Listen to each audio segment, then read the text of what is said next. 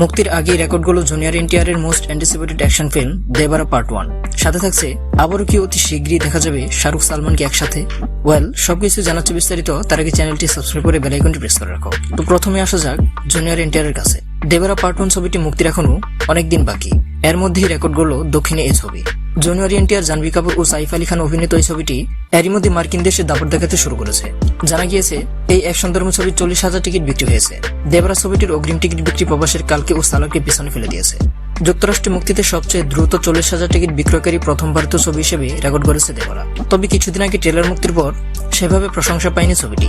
কোরাতালা সেবা পরিচালিত 2 মিনিট 39 সেকেন্ডের ট্রেলারটি আলোচনায় আসতে পারেনি। প্রেক্ষাগৃহে মুক্তির পর কেমন ফল করে সেটা এখন দেখার। তবে ট্রেলার মুক্তির অনুষ্ঠানে ছবির সাফল্য নিয়ে আশাবাদ ব্যক্ত করেন জুনিয়র এনটিআর। কিছুদিন আগে আয়োজিত আরেকটি অনুষ্ঠানে তিনি ছবির সহ অভিনেত্রী জাহ্নবী কাপুরের প্রশংসাও করেন। এই সিনেমা দিয়ে দক্ষিণী সিনেমায় যাত্রা শুরু হলো জাহ্নবীর। দেবরা পার্ট 1 ছবিটি আগামী 27 সেপ্টেম্বর প্রেক্ষাগৃহে মুক্তি পাবে।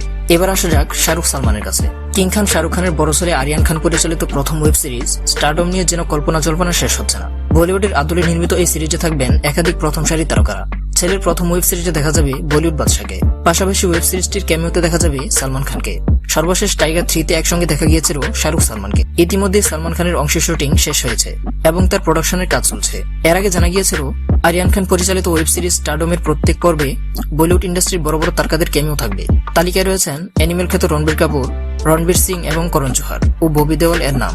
এই সিরিজটিতে থাকবে মোট 6টি এপিসোড, আর সিরিজটি প্রযোজনা করছে শাহরুখ খানের প্রযোজনা সংস্থা রেড সিরিজ। তো বন্ধুরা, এমনই সব নিত্য নতুন আপডেট পেতে আমাদের চ্যানেলটি সাবস্ক্রাইব করে বেল আইকনটি প্রেস করুন।